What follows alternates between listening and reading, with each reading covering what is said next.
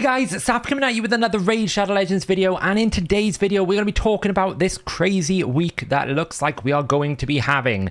There are events upon events upon events. Now this is a typical trend that I have been seeing lately where when the fusion comes to an end, they create almost like a drain the resources week, right? Where they basically put on lots of different things to try to encourage you to not save your resources. So for example, we've got like this special 1 day times 10 events going on alongside this summon rush that we're going to be talking about. We have a hero's path on here with lots of different rewards coming on. We've got the first soul chase tournament coming up. So that's something we're going to be talking about. We also had the champion training tournament. That was the Call of the Arbiter training tournament, which, as you can see from my group, I got the legendary book and I pieced right out of it. I'm not spending that much effort to try and get right dream going on. We also have right now a super raid going on for 3 times retaliation. This set is so good. So we're going to be talking about that as well in this video. And we are probably, I'll be honest, the patch is in a couple of weeks. I wouldn't be surprised by the time this video comes out that maybe even more things have happened because it's Tuesday. Tuesday and Wednesday is their news drop week normally. Sometimes it's Thursday, but Thursday is normally reserved for like the summon on the weekend, right? Which we know is probably going to be, I think it's times 2 ancient. So I would not be surprised if we're going to start seeing some news about the patch because the last patch was very light. And whenever in the past they've done a sort of I wouldn't say a weaker patch, I would say a lighter patch. There normally is followed by quite a big set of content releases. We know there's going to be a new Sylvan Wars faction wars coming out. That's the Sylvan Watchers. That's going to be coming out next. We know there's polymorph changes coming out in the next patch. So we know some details already, but I wouldn't be surprised if there's even more coming out soon. So with that in mind, let's go through and let's have a look at some of these details. So the first thing I really want to look at is the summon sort of event that's going on. For some reason, they started the actual times 10 a day before all the other events. I don't really know why, which is kind of a bit annoying because Necra, I would argue, is the best void out of all 4 here. So you kind of missed the opportunity to sort of use your void shards with the summon rush. But it is what it is. I mean, basically for the next 3 days of the summoning, we've got Walking Tomb Dreng that's going to be on today with Hegemon, Hellhades tomorrow with Inithwi, and Noct the Paralyzer with Blind Seer. So the first real question here is, should you pull shards? I'm going to say right now, unless you are lacking some severe options for things like burners or for Ultra Nightmare Clan Boss. If you're not doing Ultra Nightmare Clan Boss, then you probably want to look at like the Hellhades or the Noct the Paralyzer. I do not rate an E3 Blood Twin even for Arena. I know that's probably quite a controversial statement. I know other creators, and it's not that I don't think that they don't know what they're talking about. My personal opinion is I don't think an E3 Blood Twin is worth pulling Void Shards for when you have Taras out there, when you have Jorgid out there, when you have Baron out there, right? When you have these other champions, not so much Baron these days. But basically, I would not pull for an E3. I don't think Blind Seer is worth pulling Void Shards for either. And I also don't think Hegemon really is worth pulling Void Shards for anymore either. In terms of just a general census, Hegemon's not a bad option. He's quite useful in certain PvE areas. But these Void Legendaries pale in the strength of the 2023 Void Legendaries of Taras, Marichka. Siphi is still really powerful. You've got champions like Jorgid, really powerful. People like Nekret the Great. Nekret the Great would have been a champion I would recommend you pull Void Shards for. In terms of the non-Voids, Hellhades, if you haven't got Ultra Nightmare Clan Boss, is great access to Ultra Nightmare. It's well worth picking up if you haven't got a solution for Ultra Nightmare Clan Boss right now. Walking Tomb Dreng has uses in Ice Golem, but Artak is way better. So Walking Tomb Dreng's sort of MVP status is getting narrowed away now as we've got more different options. I think where Walking Tomb Dreng used to work, Artak works just a little bit better. I think he's just a better version of Walking Tomb Dreng. Sure, you don't need the accuracy with Walking Tomb Dreng, but with Artak, you get decreased attack, which gives a lot of stability with a lot of different situations. Noct the Paralyzer for me is great in an early game setting, but I don't really think he has much end game viability or late game viability. So if you're pulling shards for sort of the later game stages, like Thursday, these champions are not worth it. If you're pulling it for early game, then Noct is okay. But what I would say is there's times 2 Ancients this weekend. Times 2 Ancients is probably better if you need Noct the Paralyzer because it probably means you need Epic Champions, and Epic Champions are best sought from in terms of times 2. So in terms of should you pull shards, my personal opinion is no. Now, the other thing I want to note about here is they've done this little thing down here, and this is a big problem. For me anyway, this is false advertising. Also, from Tuesday to Friday, we'll be running a special Summon Rush event, which will give you 250% more event points for summoning champions from Ancient Shards. Now, the crucial word here is more. What they're basically saying is you used to get 20 points for an Ancient Shard. We're going to give you 250% more points, which means actually the multiplier should be 3.5, which means what you should get is 200%, which is 20 plus 20, and then half of that, which is 10, on top of your existing. So you should be getting 70 points, according to that statement. When they do times 2 Ancients, what you're essentially getting is 100% more chance, because you're getting 0.5 plus 0.5. In this instance, what we're actually getting is 150% more event points, not 250% more endpoints. Now, you could chalk this up to a translation issue, but it's actually a big deal in terms of making the event sound desirable. They're trying to tell you you're getting 250% more points. You're not. You're getting 150% more points because it should be 70, not 50.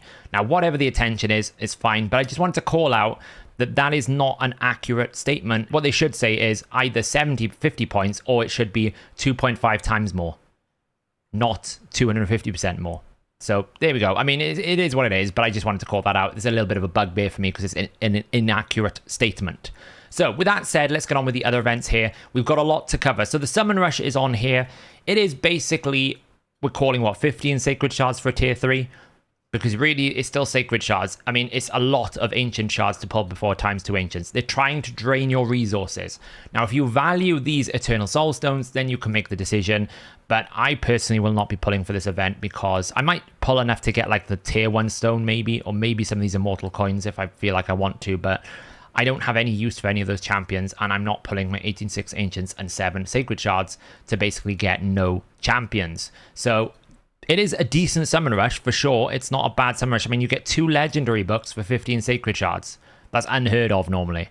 Normally the Sacred Shard normally the legendary book starts on the whale level. So they are trying to make it enticing. So the rewards are better if you want to pull your shards for it. But keep in mind, any shard you pull is a shard you don't have for the fusion. Any Ancients you pull is an Ancient you don't have for the times 2 Ancients.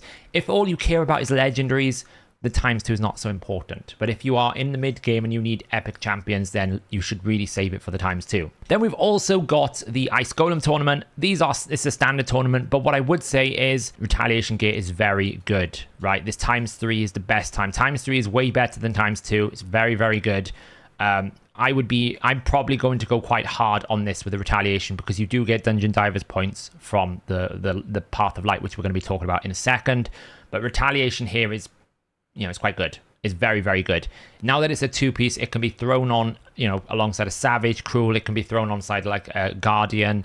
It can be thrown alongside a bolster set. You can use it in Clan Boss, but what you don't need now is 4 good pieces. You only need 2 good pieces. So if you can only get 2 good pieces together, well, that's still 15% chance to counterattack, which is 3 revenge accessories. So Retaliation for me, like if you haven't got a good Retaliation set, now is the time to farm it. I'm probably going to go quite hard on this particular tournament. So tomorrow we also have the Soul Chase tournament. We don't know how many points we're going to get. And I did have a look at it and I was actually trying to figure out how they would do it, but it's actually quite complicated because I would imagine it's going to be a little bit like Dungeon Divers where you're going to get points for a 6-star legendary. You're going to get points for 5-star legendary, 4-star legendary, 3-star legendary, etc. So I don't really know what the point distribution is until they put it live. I'm probably going to do a video on it tomorrow. I mean, I've got a lot of souls. I'm sitting on a lot right now. I've been hoarding since I knew it was coming, but I actually don't know if I want to pull because in the interview with Cirilla yesterday, if you haven't checked that out, I'll put a link in the corner over there.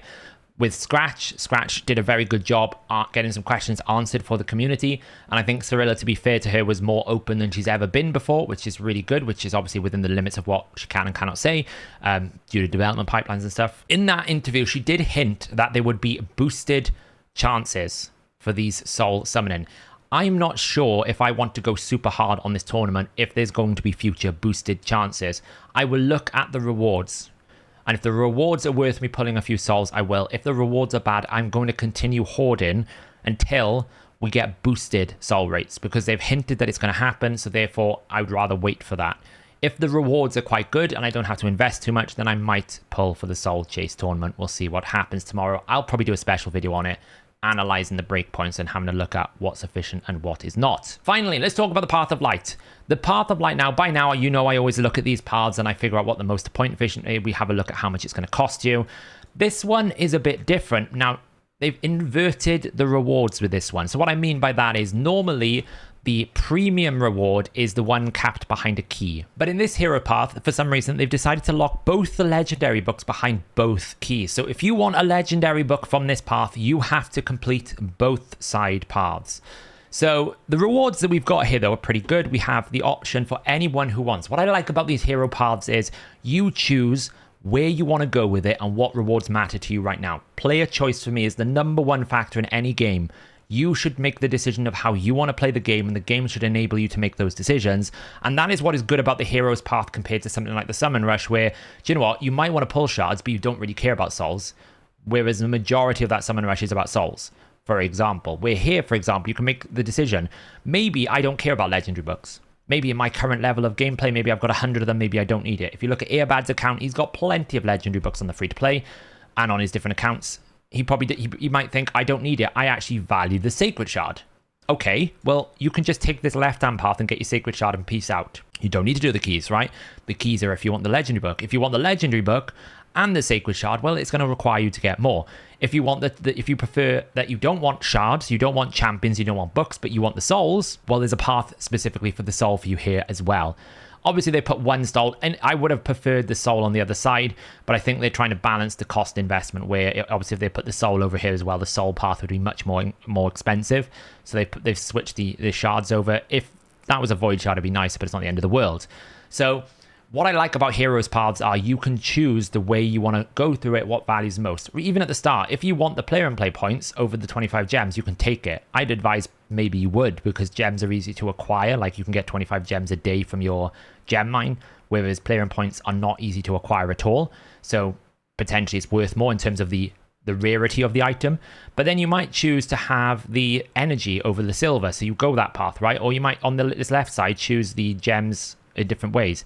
You might want these bonus middle ones to go down the middle rather than going down the side. Now, I have looked at the paths and assumed you have to go right down the right hand side. I haven't really looked at if you go through the middle and avoid these side paths and basically go down for the epic book. I'd imagine it's more expensive, so I don't think it matters for the paths that I've selected. But you can see the flexibility. You've basically got three paths, I think. I think you could go down the middle and get yourself epic books, or you can go down the left and right hand side to get your keys instead. You can choose the Sacred Shard, or you can choose the Eternal Shard.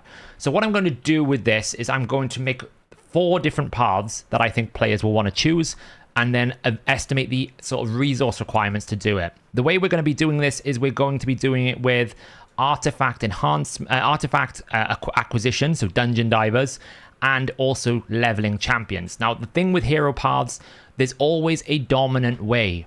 Champion training will be much more efficient than trying to do dungeon divers. It's not to say dungeon divers is totally useless. It's just going to take you a lot more effort if you do it with the dungeon divers. It's the same way when they do it with summon rush and divers. It's the same way when they do it with artifact enhancement and divers.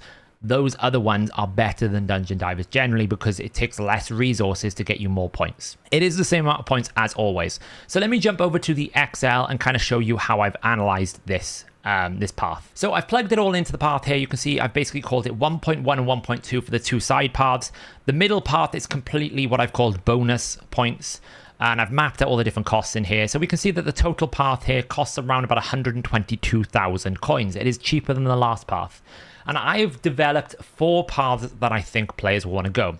I have gone the path to get all of the legendary books, the minimum number of points you need to get the legendary books. I've gone the path required to get the Sacred Shard, the path required to get the Eternal Soulstone, and then I've created a path called the Kraken path, which is all of the big rewards, the legendary books and the Soulstone and the and the Sacred Shard, basically. And the most efficient way to do it, skipping things. Pretty much all of these skip the epic books because they're a big expense and you can save yourself coins to get the bigger expense, if that makes sense. You can get the rare book and go down the middle path. You don't need to get the epic book all the time. So that is where some of the savings have come from. So just to put that into context, if I was going down the legendary book paths, I'm basically saying you either go 1.1 or 1.2 at the top here. It doesn't really matter if you go the player and play points or if you go the gem points, because they're the same cost. You'll go all the way down. You'll take the soul coins because it's cheaper, and you'll take the chaos ore and the key, and you'll then do the same thing on the right hand side again. It doesn't matter if you take the gem path or the player and point path, they're the same price, but take the soul coins, it's cheaper, and then you will take the chaos ore and the key. And then because you've gone down one of these, you pick one rare book, because you should just be able to go from there to the rare book, and then that should unlock this middle path, and then you can go down and unlock the void shard and the 2 legendary books. That's path 1. Obviously, if you're doing the Sacred Shard, when we're just going straight down the left, we're not taking the key route, we're just taking the tier 2 stone and Sacred, and like the same for the Soul Stone here. You can see I'm kind of skipping the epic book because it's a lot of expense. Like, we can save ourselves, 2,600 coins essentially by not having an epic book. It's much cheaper. So as always, the way that I do it is I pull it in. You can see I've got all the different drop rates for the different hard stages. Then the 25, 24, 20, and 16. Typically, you will get more individual coins. Ignore the fact it says Clover coins. That's one of the old paths. The numbers are still the same. You will get more coins per run on 10 hard, but the energy will make it less coins per energy. As you can see, efficient coins per energy is normally 16 and 20. And then it kind of drops down. 25 is the worst of them all. For training, it's a little bit more complicated because essentially we can get not only the training points, we can also do campaign farming and get ourselves some dungeon diver points from doing campaign farming as well. So the way that I like to estimate and calculate this is I've mapped out all of the individual points here. You can see I've pulled in all of the different drop rates of all the different things from the campaign runs so that we get the dungeon divers contribution. I've pulled in the points from the campaign runs here. I pulled in the points from the actual upgrading and leveling. So the way that we work this out, there's 2 ways you will level, that you will do the champion training. Either you're looking to create rank 60s, you're looking to create champions that you want to use. So that means taking a champion all the way up to rank 6. You want to get level 60 champions, or you're looking to make food, which means you're generating rank 5s for a future training or like a future champion you want to build. Generally speaking, making food is more energy efficient than making rank 6s, just generally. But obviously the trade-off is once they rank 6, you can use the champion. So we do some partial leveling as well for efficiency. If you don't know what that means is you take the food champions, the champions you're going to feed to upgrade to a higher rank, the ones that are going to be destroyed and consumed in that process, we partially level them up to a certain point, which is efficient, i.e. you get more coins than you would lose by basically saving that energy and putting it into other champions. So for example, I don't do rank 3s because I find them excessive. Other players would advise that you can get a little bit more efficient than my plan here, but I just find it more easier just to do rank 4 and rank 5s. We take a rank 4 up to level 14, and we take a rank 5 up to level 25. That's normally like a few brews or a couple of campaign runs. But the amount of points you will get for that 25 is a lot, right? You get 13 coins per level at rank 5. So 13 times 25 is going to give you 325 light coins for that one rank 5 to level 25, which is probably a couple of brews. So it's valuable to basically partially level up some food. So what we're going to do is we calculate then the 2 routes. So you can see here a rank 5 route. We basically need a certain amount of rank 2s to make one rank 5, a certain amount of rank 3s to make one rank 5, and vice versa. We calculate the XP required, we calculate the amount of points we will gain, and we can basically say to make one rank 5, we will get 4,872 light coins when we make one rank 5, and partially level that rank 5 up to level 25 as well. If we wanted to make a rank 6, then obviously we need 5 of those rank 5s, so you gain 24,890 points. That is the way that it works. Obviously, though, you need a substantial amount more experience. If you want to make a rank 6, then of course you need somewhere in the region of 19 million experience. Whereas if you want to make one rank 5, you only need around about 3 million experience because you don't have that big burden. This is why people say when you get your first 60, it's such a big chore because you've got to get all those rank 5s together. It's a big grind. So we take those numbers and then we calculate basically how many we are going to need to run, and we can work out how it works. So for example, if I was running 12-3 brutal, which is normally the desirable stage for people to run in campaign because it rewards the most silver, shields sell for slightly more than boots, so people run 12-3 on brutal. that would take you around about 761 runs to get the required experience to make enough food from rank 2 all the way to rank 6 to make one rank 60 champion. And that is roughly around about 6,000 energy. But what we can do is go, well, if I'm running this campaign 761 times, I can use my probabilities to work out how many extra dungeon diver points I'm going to get from common and the uncommon shields that I'm going to get from doing campaign, right? So we would get a bonus 8,000 coins from that 6,000 energy expenditure. We can build that into the estimations of how much we need for the training. Obviously, if you want to run Nightmare, you would run it on 12.6 because 12.6 has much lower defenses than any other stage in Nightmare. You will halve the amount of runs you need to do, and you will save yourself more energy, but you will earn less bonus dungeon diver points naturally because you are doing less runs. It's not to say that the bonus dungeon diver points per run isn't as good. It's you're doing less runs, so therefore you're going to earn less of those. You can see here, though, for one rank 5, it's a lot less. To make one rank 5, it's about 129 runs, about 1,000 energy, and you're going to get about 1,300 bonus coins. It's about 916 energy in Nightmare 12.6. This assumes that you're running with an XP boost, but not the raid card or any forge pass, because they are inconsistent and not everyone's going to have them, but most people would have the XP boost. So how does this translate then once I've talked about all this and figured all this out?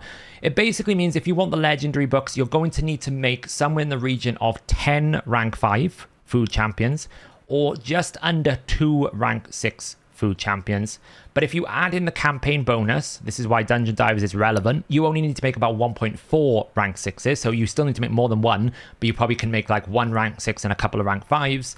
Or about 7.6 rank 5. So you basically can save yourself about 2 rank 5s there that you don't need to make.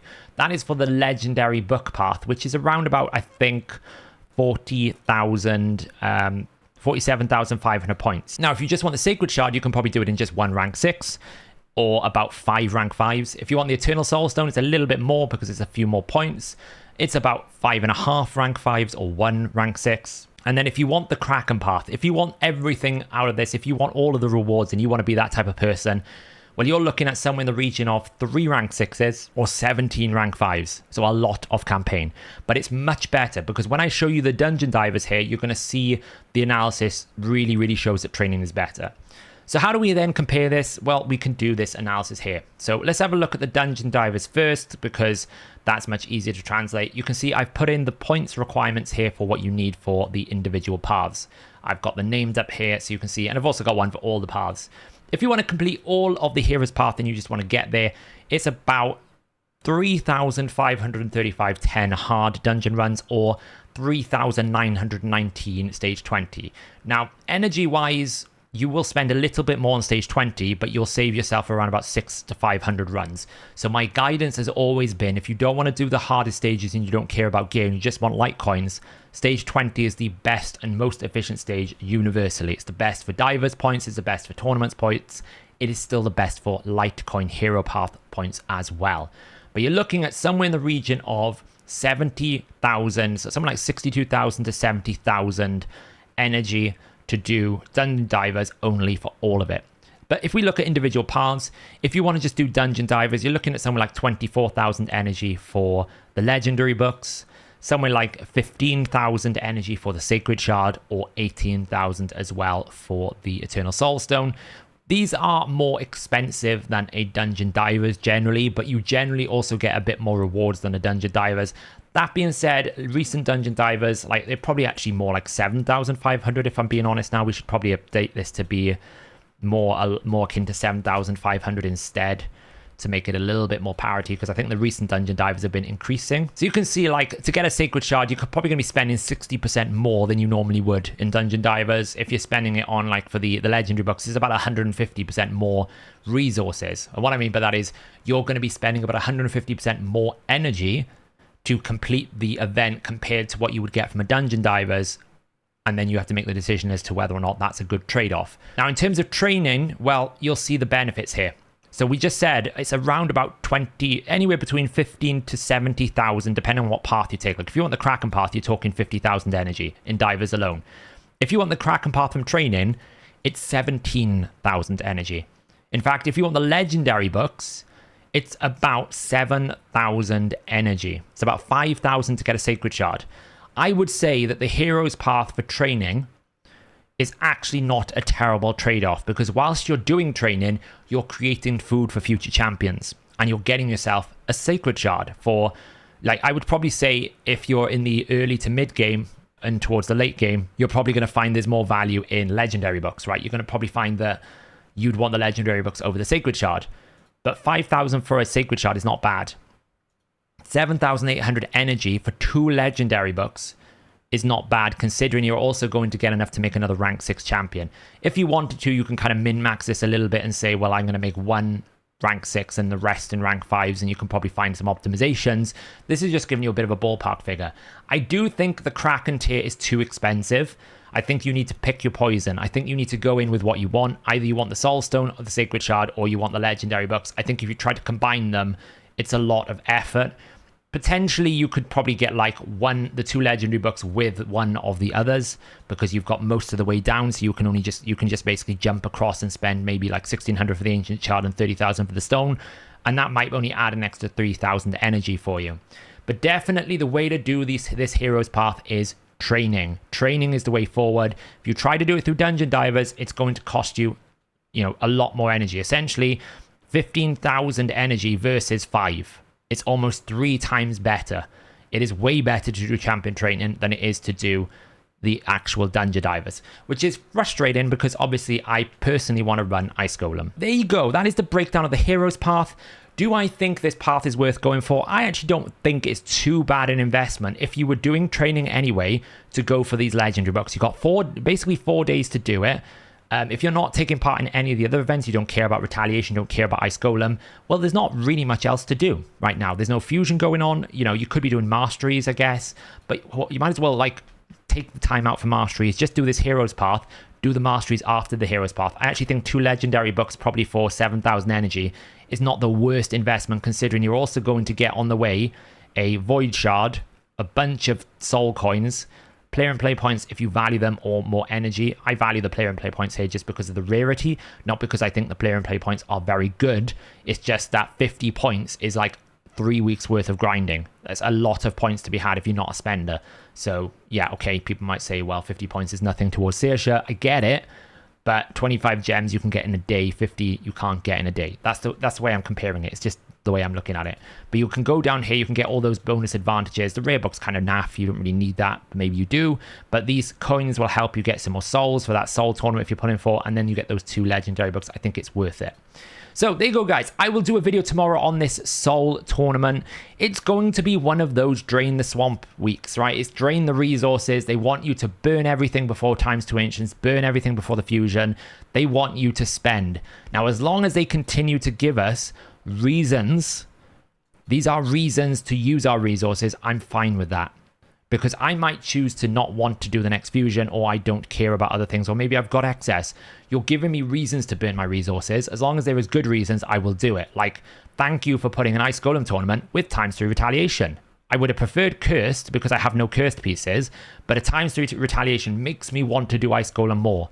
It makes me consider doing it more than training. It gives me an incentive. So definitely good that they put these events on and encourage us. I'm not that much of a fan of these ×10 events, but they have, at least in the interview, said we will be looking at ×10 and improving that. So there you go, guys. I hope that was of help to you. It's a 30-minute video. It's probably quite a long video, but there's a lot to cover and go on today. Like, there's probably more things that will come out in soon, I would imagine. Let me know in the comments below what events you want to do, what you're going to be going for. Are you going to be going for this Hero's Path? If so, which way are you going to be doing it? Are you pulling shards? Are you going for these champions? Are you going to be pulling your souls tomorrow for this soul tournament? We'll have to see. I will be doing the analysis on that tomorrow. But yeah, thanks for watching, guys. I'll catch you in tomorrow's video.